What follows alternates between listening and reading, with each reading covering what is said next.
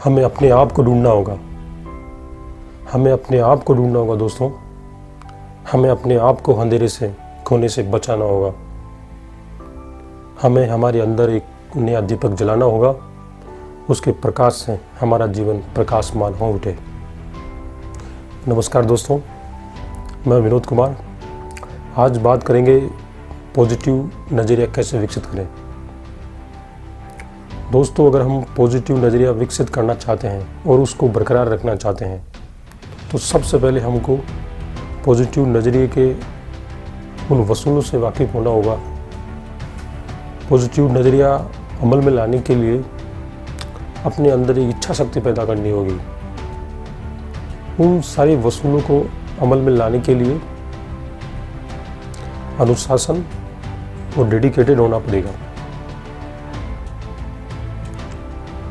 हमें जीवन में चाहे कैसी भी शिक्षा मिली हो, कैसे ही अनुभव मिले हो और कैसा भी माहौल मिला हो, उसके बाद हम जैसे ही बड़े होते हैं तो हमारा नज़रिया कौन तय करता है? दोस्तों, हम खुद तय करते हैं। और ये 100% आपके अपने ऊपर डिपेंड करता है कि आप हर पल हर सुबह अपने नज़रिए को कैसे देखते हो, किस ढंग से आप चीज़ों को देखते हो, ये आपके अपने ऊपर निर्भर करता है। दोस्तों, आज और अभी से आप उन सारी चीज़ों का और सारे व्यवहारों का आप अपने ऊपर जिम्मेदारी लीजिए।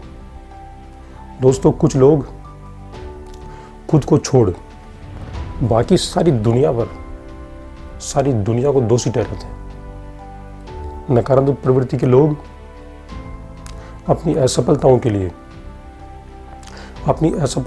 अपनी नाकामियों के लिए वो अपनी माँ बाप, जीवन साथी, शिक्षक, स्कूल, समाज, सरकारी यहाँ तक पूरी दुनिया को दोषी ठहराते हैं। दोस्तों, हमें अपने बीते दिनों से आज़ाद होना होगा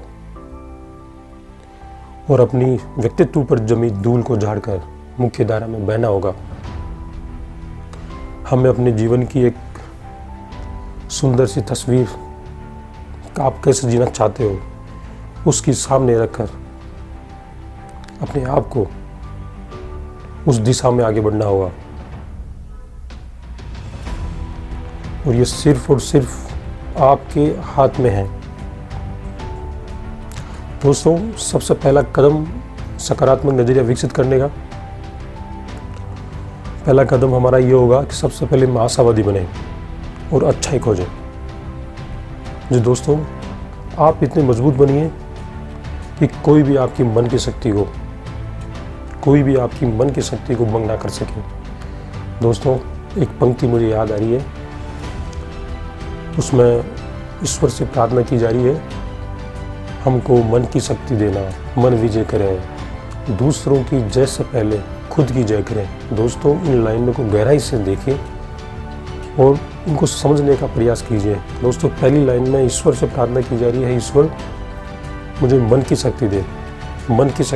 दोस्तों, यहाँ पर शरीर की शक्ति की बात नहीं हो रही, यहाँ पर मन की शक्ति की बात हो रही है। ईश्वर मुझे मन की शक्ति दीजिए। और दूसरी लाइन में उन्होंने कहा है, ज़बरदस्त बात बोली, उसने कहा कि अगर आपने मुझे मन की शक्ति दे दी तो मैं दुनिया को जीतना नहीं चाहूँगा। सबसे पहले मैं अपने आप को जीतना चाहूँगा। दोस्तों, आज आप खुद ही सोच के देखिए, ऐसा इंसान जो अपने आसपास देश दुनिया के बारे में तो सब कुछ जानता हो पर वो अपने बारे में कुछ नहीं जानता हो, ये क्या ठीक बात है? आप खुद ही सोच के देखिए। दोस्तों, हर उस मिलने वाले इंसान से आप खुशी, समृद्धि और सेहत के बारे में बात करना और ये महसूस करना कि इसका परिणाम कितना अच्छा रहता है, वो आपको ज़िंदगी भर याद रखेगा कि कोई है जो मुझे अपनी चाहता है, मुझे पूछता है। जाने अनजाने में अगर कोई आपसे ऐसा कुछ करता है, ऐसा व्यवहार, तो कैसा लगता है आपको? सोच के देखिए। निश्चित रूप से मानिए और ये तय करिए, मानिए कि ये चीज़ अच्छा लगता है और ऐसा आप करिए। ज़िंदगी के हर उस चीज़ को आप सकारात्मक नज़रिए से देखिए, हर पहलू को। आप अपनी बीते दिनों की असफलताओं को छोड़ और आगे आने वाले दिनों के लिए, बड़ी कामयाबी के लिए जोश के साथ प्रयास करें। दोस्तों, आप इतनी बड़ी बनिए कि चिंता आपको छू भी ना सके, और इतना अच्छा बनिए कि आपको गुस्सा आए ही नहीं। दोस्तों, आप अपने आप में इतना व्यस्त रहिए, कि आपको दूसरों की आलोचना करने में, दूसरों की बुराई करने में वक्त ही ना मिले। दोस्तों, वक्त ही ना मिले। दोस्तों, हर चीज़ के सकारात्मक पहलू पर ध्यान दीजिए। हमें क्या चाहिए, हमारा मकसद क्या है, अच्छाई या बुराई? हमारा मकसद अच्छाई की तरफ होना चाहिए और अच्छाई से जुड़ी चीज़ों के बारे में होना चाहिए। हमें अच्छाई, ईमानदारी और सच्चाई से जुड़ी चीज़ों के बारे में हमारा ध्यान जाना चाहिए। बहुत सारे लोग ऐसे भी होते हैं जो केवल एक ही पक्ष को देखते हैं। वो सिर्फ हर चीज़, हर इंसान और हर हालत में नुक्स निकालते हैं, और ऐसे लोग आपके घर, ऑफिस, हर जगह मिल जाएंगे। दोस्तों, इनसे बच कर रहिए। उनका वो काम है, आप अपना काम करिए। खासकर इस वीडियो को देख पा रहे हैं, कम से कम वो तो ऐसा ना करें। इससे ज़िंदगी खराब ही होगी, अच्छी नहीं हो सकती। दोस्तों, हर चीज़ के अच्छाई की तरफ आप ध्यान दीजिए, और साथ ही साथ ये भी महसूस करिए कि हम ज़िंदगी हमारी छोटी है, इसको घटिया नहीं होना चाहिए। इसमें आनंद होना चाहिए, आनंदमय जीवन होना चाहिए। तो सबसे पहला कदम, आप उन सारी चीज़ों से दूर हो जाइए जो आपको छोटा बनाता हो।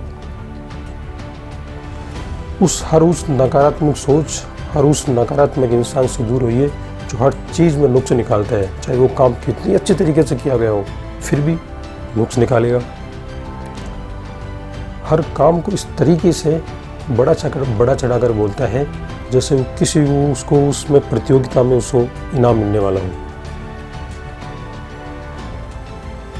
वो अपने जीवन में बुराई करना अपना पैसा मान लेता है। ऐसे लोगों से बचिए आप, खासकर आप तो बचिए दोस्तों। और सकारात्मक जीवन में आगे बढ़े, और सकारात्मक नज़रिया विकसित करने का पहला कदम आपसे शुरू होता है। पहली चीज़ जहन में बैठना चाहिए दोस्तों कि ये आपका जीवन है। सबसे पहले आप अपने ऊपर गौर करें और अच्छी चीज़ों के साथ जीवन बिताएं। और याद रखिए दोस्तों, आशावादी बनिए और अच्छी चीज़ें खोजें।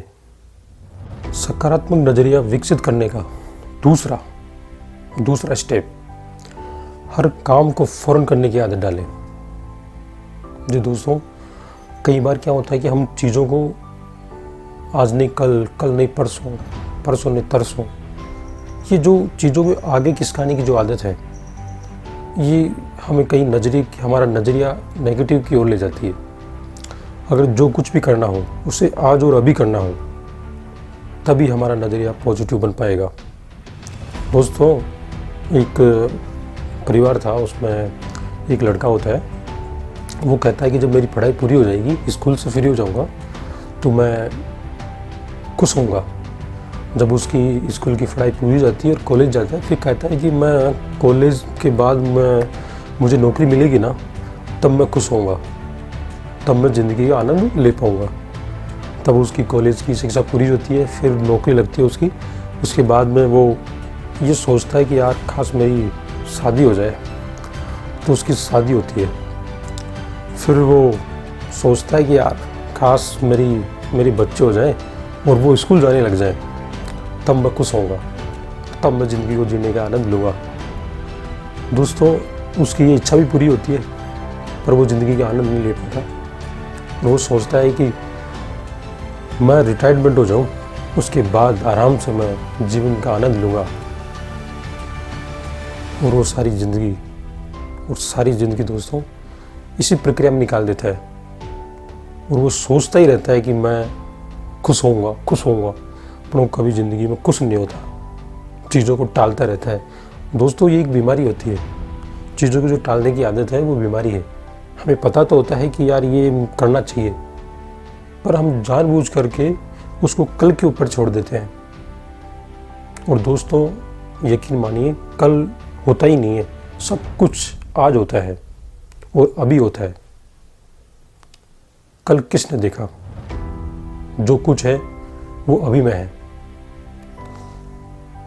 चीज़ों को जैसे हम टालने की आदत पड़ जाती है तो हमारा नज़रिया नेगेटिव हो जाता है। 2-4 टिप्स मैं देना चाहूँगा। सबसे पहले वो सारी चीज़ें जो आपको अट्रैक्शन पैदा करती है, आपका ध्यान खींचती है, उनको आप उनसे दूर हो जाइए या उनको अपने जीवन से अलग कर दीजिए। जब आप कोई काम करने बैठो तो उन चीज़ों को थोड़ा अलग रखिए। और दूसरी बात, अपने आप को रिदम में लाइए दोस्तों। रिदम से मेरा मतलब, जो भी आप काम करो उसमें एक फ्लो होना चाहिए। आज ये काम किया, कल ये करना है, परसों और कुछ करना है, तो एक रिदम में लाइए अपने आप को। और जहाँ ज़रूरत पड़े तो अपने आप को एंजॉय के लिए थोड़ा वक्त भी निकाल लें, जिससे कि वो उसका फ्लो बना दे। और प्रायोरिटी सेट करिए। जब तक आप चीज़ों को प्रायोरिटाइज नहीं करेंगे तो टालम टूल की जो आदत है वो बढ़ती जाएगी और काम कभी पूरा ही नहीं होगा।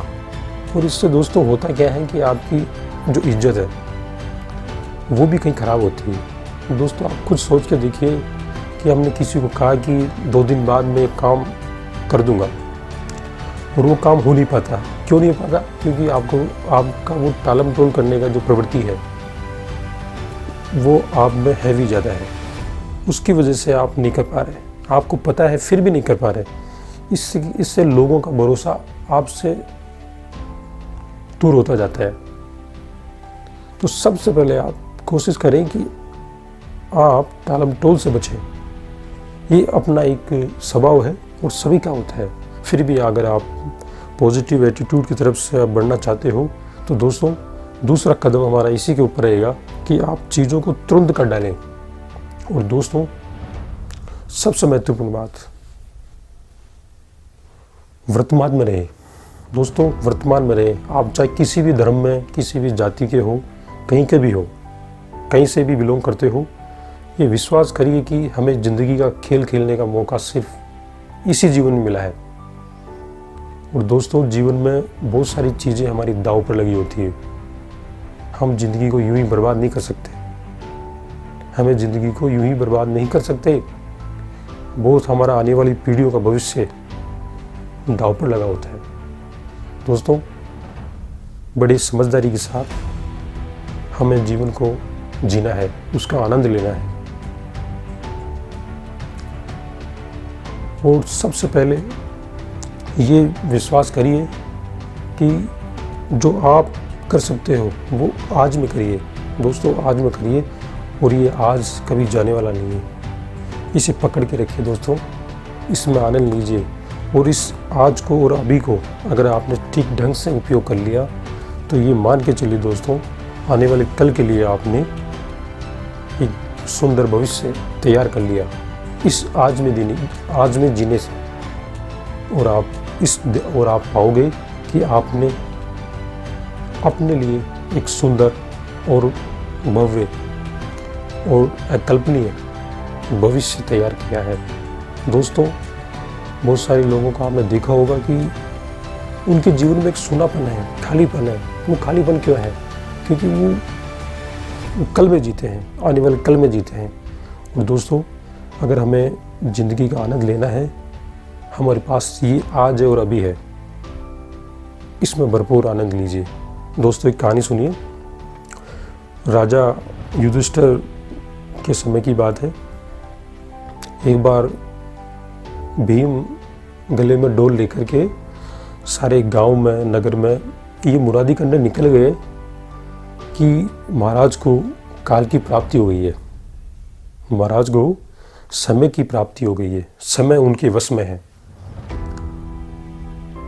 गुप्तचरों ने ये बात सुनी तो महाराज को आकर कहने लगी, महाराज युधिष्ठिर, भीम आपके लिए ऐसी ऐसी बातें कर रहे हैं कि आपने काल को जीत लिया है। महाराज युधिष्ठिर को सुने उस बात अचंभा महसूस किया और उन्होंने तुरंत भीम को बुलाया और कहा गया कि आपने ऐसी गलत, मिथ्या और झूठी अफवाह क्यों फैला रहे हो कि मैंने काल को जीत लिया। भीम ने कहा कि महाराज, कल जो गरीब ब्राह्मण आए थे, आपने उसे कहकर वापस भेजा कि जाओ कल आना। ऐसे प्रवचन करने वाला आदमी, यही तो, इसी बातों से यही तो साफ जाहिर होता है कि आप जानते हो कि आप कल रहने वाले हो। आप जानते हो कि कल वो गरीब पंडित ब्राह्मण ही रहने वाला है। आपको पता है आपके ये प्रवचन इसी की ओर संदेश कर रहे हैं, इसी ओर इशारा कर रहे हैं। महाराज युधिष्ठिर को लगा कि शायद ठीक है। उन्होंने कहा कि तुरंत उस पंडित को बुलाया जाए, उस ब्राह्मण को बुलाया जाए और जो दान देना था वो दिया गया। और उस दिन उन्होंने प्रतीक्षा ली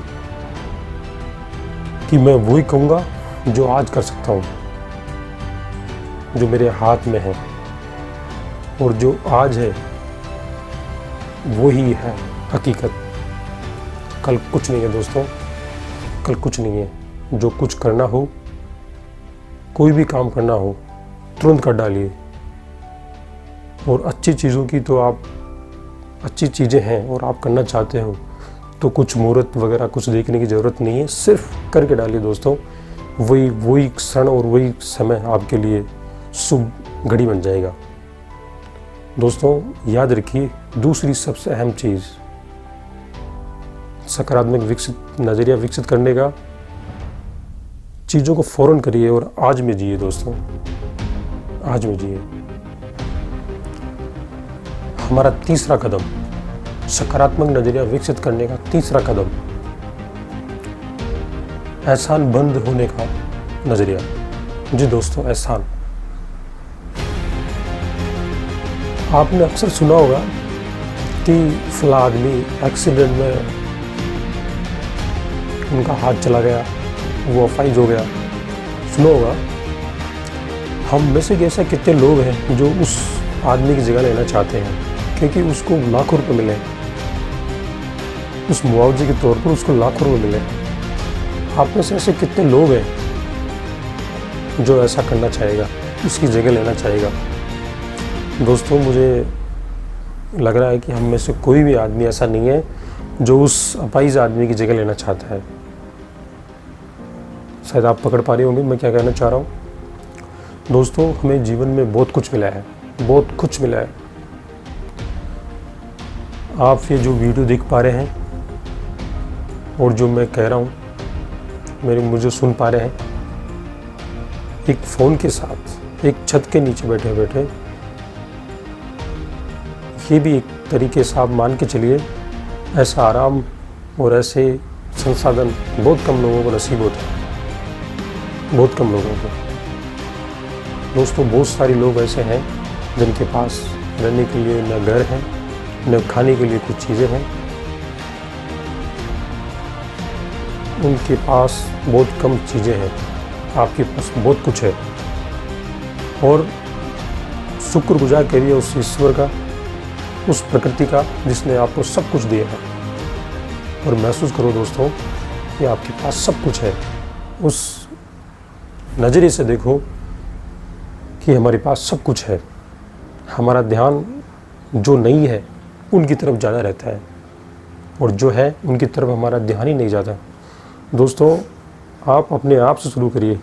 आपके घर में कितनी सारी चीज़ें हैं, अगर आप उनकी लिस्ट बनाने बैठ जाओ तो आपको कई महीनों लग जाएंगे, और आप पाएंगे कि उनकी कीमत लाखों अरबों रुपए में जाती है। लाखों अरबों रुपए में जाती है दोस्तों। आप महसूस करके देखिए कि जो आपको मिला है क्या वो सब इंसानों को मिला है, और जो आपको मिला है क्या वो सबको मिलना चाहिए था? सबको मिलना चाहिए था दोस्तों, वो आपको ही क्यों मिला? दोस्तों एहसान मानिए इस प्रकृति का जो आपको इतनी अच्छी बॉडी दी, इतने अच्छे माँ बाप दिए। दोस्तों जाके पूछिए उन बच्चों को जिनके माँ बाप नहीं है, जिनके पास अच्छा शरीर नहीं है। किसी लंगड़े आदमी को पूछे दोस्तों, किसी लंगड़े आदमी को पूछे आप कि पैर न होने का जो दुख है कितना गहरा होता है। और आज हम पूर्ण तरीके से स्वस्थ हैं। और इस भाव से देखिए दोस्तों, प्रकृति ने आपको सब कुछ दिया है। हम सिर्फ आंखों पर पट्टी बांध के देखते हैं कि अंधेरा कितना है। दोस्तों ऐसी चीज़ों से आप बचिए और कम से कम थोड़ा बहुत ये महसूस करिए, थोड़ा बहुत तो अपने लाइए कि यार जो हमारे पास है बहुत कुछ है। ये संतुष्टि लाइए और ये लाना ही होगा। आप यकीन करिए दोस्तों, यकीन करिए कि ये जो आपके पास है बहुत बड़ी चीज़ है। आप अपने मन में एहसान का भाव रखिए दोस्तों। एक कहानी सुनिए दोस्तों। एक सब्जी बेचने वाला था, उनके पास एक आदमी आए, बोले यार केले क्या भाव है? उसने कहा कि 50 रुपये किलो।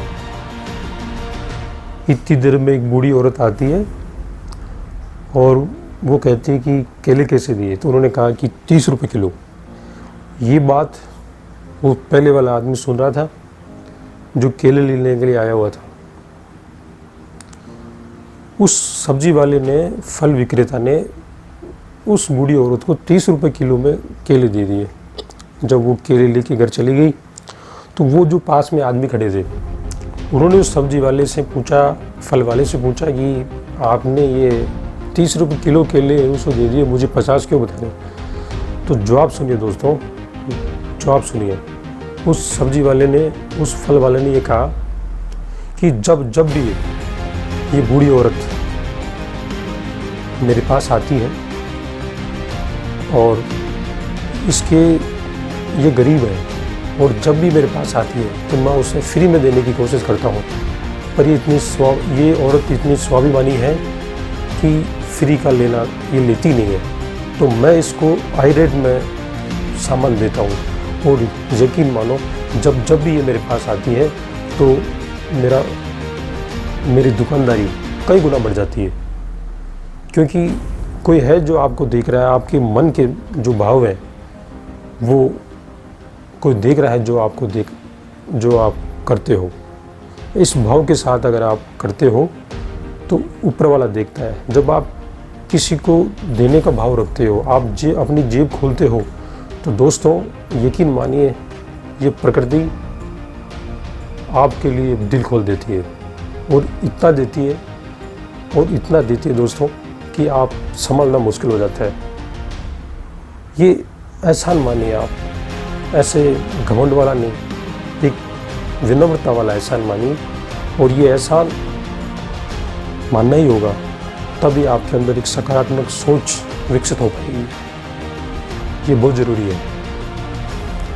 सकारात्मक नज़र की तरफ बढ़ने के लिए एहसानमंद होना बहुत ज़रूरी है। दोस्तों हर वो इंसान जो आपकी मदद करता है